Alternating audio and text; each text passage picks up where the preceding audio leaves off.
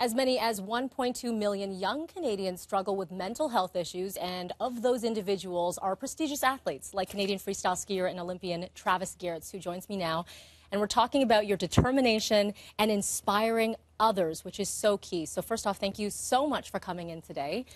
You've had and continue to have a great career, but let's talk about the other side, because a lot of people say, well, you're in the spotlight, you're this athlete, you're thinking about the physical, but there's so much more going on behind the scenes.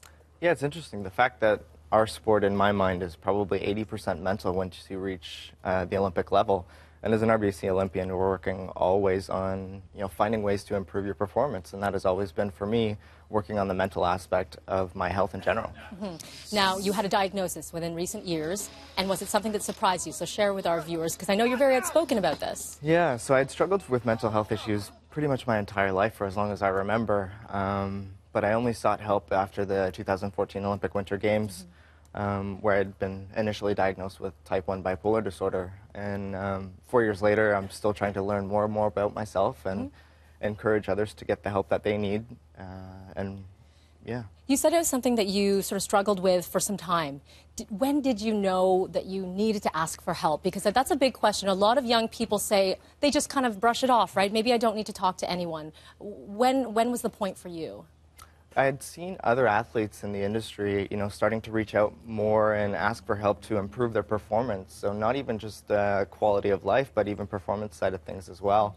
And that encouraged me to share my story and finally, get the help that I needed, which eventually just brings joy to your life and everyone around you. Absolutely. So you are doing some incredible talks with some young minds, because what's key is for people to acknowledge mental health and to be able to figure out how to get the help, because that's one of the big questions a lot of people say is, are the resources actually there? Are they there? They are. We're working together with RBC, RBC Race for the Kids on September 15th, and the proceeds are going to this nonprofit organization, the Sunnybrook Family Navigation Project, which funds and supports youth mental health. So the services and professionals that they get to deal with not only help the individual going in for help, but their entire families. Yeah. And that's something I can get behind as an athlete and a person in this community. When you talk about the family support, how important is that? It's so key. Like, my family's watching here today, and your family is often your first resource to identify problems and then give you the support that you need to move forward and see that light at the end of the tunnel. We are about a week away from school, and there are a lot of students, and some are very excited, but then there are others who are battling mentally, thinking, I don't know if I can do this, going back to school, and there might be something deeper going on there. So what would be your advice to them? Seek out the help.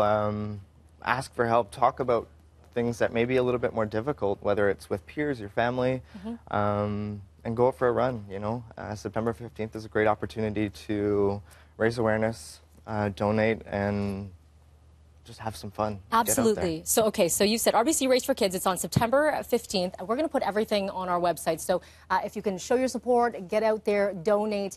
The website for you is rbcraceforkids.com. You're doing some great work. Thank you so much. I appreciate it. Let's get over to Stella.